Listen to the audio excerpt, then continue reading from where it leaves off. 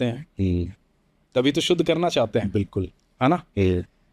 जब आप ये समझते हैं कि आप जिससे प्यार करते हैं, जिसके साथ खेले हैं, बड़े हुए हैं, जिससे बहुत सारी बातें की, जिससे इतना प्रेम किया है, उसके निर्जीव शरीर को हाथ लगाने से आप अशुद्ध हो जाते हैं, तो आप एक मृत जीव को खा कैसे सकते हैं? बिल्कुल। आपका शरीर कब्रगाह तो नहीं है, बिल्कुल। कब्रिस्तान तो नहीं है कि उसके अंदर सब समा जाए। ना अंदर अंतिम संस्कार की व्यवस्था है। आपकी जठराग्नि में इतनी क्षमता नहीं है कि वो उस शरीर को जला दे, बिल्कुल। उसका अंतिम संस्कार कर दे, कि आपको पचा पाए। भगवान ने ऐसा शरीर ही नहीं दिया आपको। यदि ऐसा शरीर भगवान ने आपको दिया होता तो आपको फिर मनुष्य नहीं बनाया होता, बिल्कुल। आपको शेर बनाया होता, चीता बनाया होता, कोई जंगली जानवर बनाया होता, क्योंकि उसके शरीर में क्षमता है, आपके शरीर में क्षमता नहीं है। जब आपके शरीर में वो क्षमता ही नहीं है, ये तो साइंस प्रूव्ड है कि आप नॉनवेज खाते हैं तो उसको पचने में कितना समय लगता है। बिल्कुल।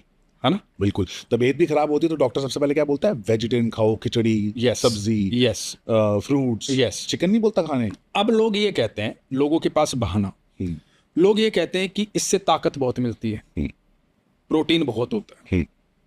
अब मेरे पास एक बड़ी सुंदर बात, रावण राक्षस था, है ना? ब्राह्मण भी था और राक्षस भी था।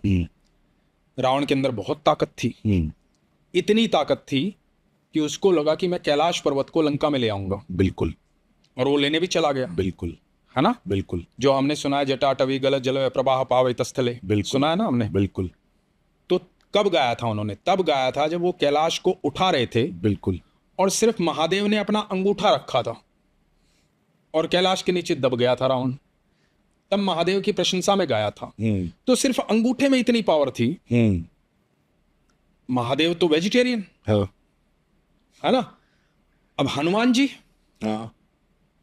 उनसे बलशाली कौन है? किसी की क्षमता ही नहीं है उनके सामने खड़े होने की। बिल्कुल। Pure vegetarian. Pure vegetarian. इतनी शक्ति, अथाह शक्ति, जो सूरज को निगलने की क्षमता रखते हैं। बिल्कुल। समझ रहे हैं आप? तो ये बहाना तो गलत है कि प्रोटीन वहां से मिलता है। बिल्कुल। हाथी कितना बलशाली होता है। बिल्कुल। है ना?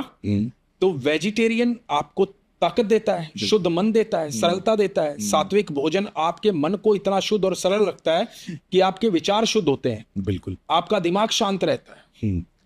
और एक बड़ी पुरानी कहावत है, जैसा खाओगे अन्न वैसा रहेगा मन। बिल्कुल। तो आप ये नोटिस करना। मैं ये कह रहा हूं कि इन सारी बातों को मत मानो, लेकिन एक चीज नोटिस करो, जो लोग नॉन वेजिटेरियन होते हैं बड़े उग्र स्वभाव के होते हैं। बिल्कुल। और जो सात्विक भोजन करते हैं, क्योंकि अब इस बात को हिंदू और मुस्लिम से मत लेना, क्योंकि बहुत सारे हिंदू भी ऐसे ही। करेक्ट, करेक्ट, है ना? करेक्ट। तो और मुस्लिम तो खाते ही हैं। बहुत सारे मुस्लिम ऐसे भी जो नहीं खाते। बिल्कुल ठीक है, ये तो अपने अपने मन की बात है। तो आप ये देखो कि जितने संत महात्मा होते हैं उनके चेहरे पे एक अद्भुत तेज होता है। बिल्कुल। है ना? जितने संत महात्मा होते हैं, बिल्कुल, क्योंकि वो सात्विक भोजन खाते हैं। उनके विचारों में शालीनता होती है, स्थिरता होती है, बड़े शांत स्वभाव से बात करते हैं। बिल्कुल। क्रोधित नहीं होते हैं, बेवजह क्रोधित नहीं होते हैं कभी भी। है ना? तो जैसा खाओगे अन्न वैसा रहेगा मन। तो मेरी नजर में इस पर विचार करना चाहिए कि जब आप अपने प्रिय को हाथ लगाने से, मृत व्यक्ति को हाथ लगाने से शुद्ध होना चाहते हैं, तो आप इतनी अशुद्ध चीज ग्रहण कैसे कर सकते हैं? सही बात है, बिल्कुल सही बात है। मैं पहले नॉनवेज खाता था बहुत, और उसके बाद मैंने छोड़ा है। मैंने अपने अंदर जो चेंजेस देखे हैं, मेरा गुस्सा शांत हो गया, मेरे फेस पे एक अलग सा पॉजिटिविटी आ गई है, जो कि शायद बिग बॉस में लोगों ने पहले देखा था। और आज की डेट में मुझे कितने सारे कमेंट्स आते हैं जो बोलते हैं कि पारा साहब बहुत बदल गए हो, बहुत अच्छे लगने लगे हो, पॉजिटिव हो गए हो। बिग बॉस तक मैं अंडे खाता था, चिकन नहीं खाता था। चिकन मैंने 2012 में छोड़ दिया था। और जब मैंने नॉनवेज छोड़ा था ना भाई, मेरी तभी इस इंडस्ट्री में जर्नी शुरू हुई थी। मुझे नहीं पता, मुझे ऐसा लगता है, मेरी कुंडली भी देखी थी मैंने, उस वक्त राहु चल रहा था। जिस इंसान का राहु चल रहा होता है वो ज्यादातर नॉनवेज, स्मोक, चॉकलेट्स, एग्स, ऐसी चीजें ज्यादा खाता है। पर उस टाइम तो मैं छोटा था, 18 साल का था, तो ऐसे तो कोई नशे वशे तो कुछ दूर दूर तक थे नहीं। पर नॉनवेज बहुत खाता था, अंडे बहुत खाता था। मैंने एक पेटा की वीडियो देखी थी, पेटा की वीडियो देखी थी, जहां वो मैंने वीडियो देखी किस तरीके से काट रहे हैं, क्या कर रहे हैं।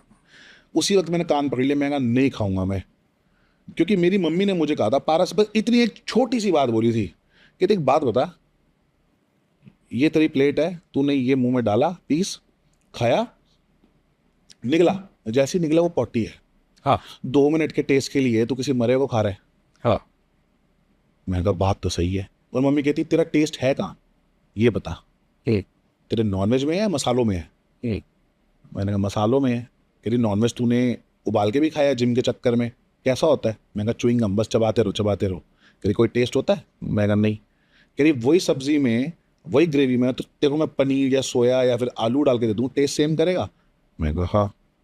बस बात ही खत्म होगी। करेक्ट, बस इतनी सी बात समझनी इतनी सी है। बात है। स्वाद की बात है, वो 1 मिनट का स्वाद है, आप उसको चेंज करके देखो, सब कुछ चेंज हो जाएगा। मैं एक बड़ी सुंदर, बड़ी प्यारी जो है ना, मुझे बहुत प्यारी लगती है एक कथा सुनाता हूं आपको। महाराष्ट्र में एक बहुत महान संत हुए नामदेव जी। नामदेव जी के यहां काम करती थी जनाबाई। जनाबाई ठाकुर जी की अनन्य भक्त, पंढरपुर में रहती थी, बड़ी अद्भुत भक्त। और भक्ति कहां से मिली? नामदेव जी से, क्योंकि सुबह शाम सत्संग सुनना, उन्हीं के यहां काम करना। तो संत कबीर दास जी का आपने नाम सुना होगा।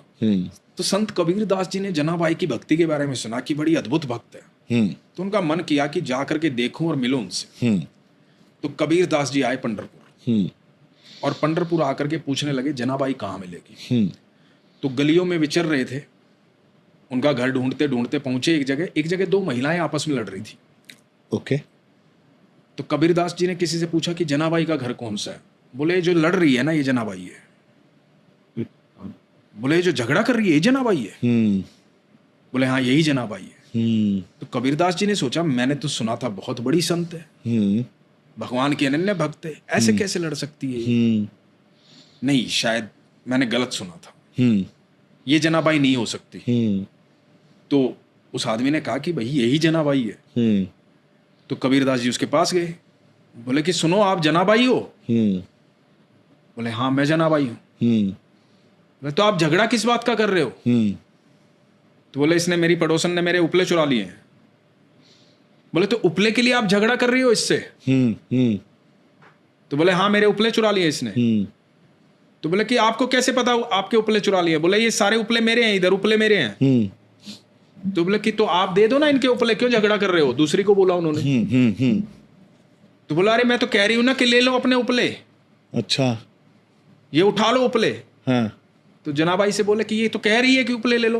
हाँ। बोले कि नहीं, मेरे उपले तो मैं देख के लूंगी ना, अच्छा, कि मेरे उपले कौन से हैं। हाँ। तो बोला कि आपको कैसे पता लगेगा आपके उपले कौन से? सारे गोल गोल उपले हैं, सारे एक जैसे उपले हैं, आपको कैसे पता लगेगा? बोले कि पता लगेगा मेरे को, ये बोले तो मेरे को अंदर आने तो दे।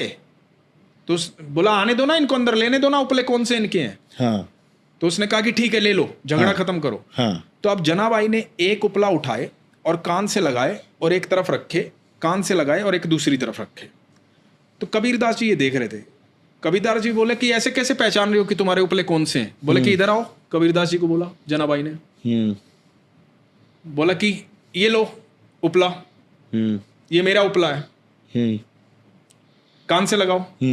कबीरदास जी ने कान से लगाया, उपले से आवाज आ रही थी विट्ठल विट्ठल विट्ठल विट्ठल विट्ठल विट्ठल विट्ठल विट्ठल।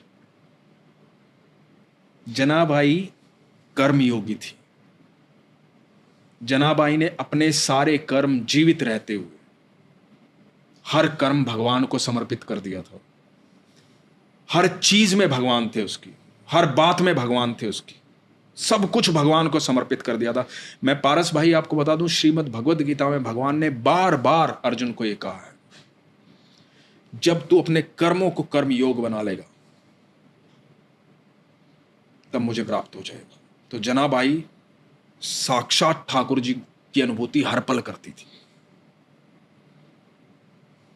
ऐसे विरले भक्त हुए हैं भगवान के, ऐसे अद्भुत भक्त हुए हैं भगवान के, ऐसे ऐसे भक्त हुए हैं ना, इतना प्यार करने वाले, इतना प्रेम करने वाले।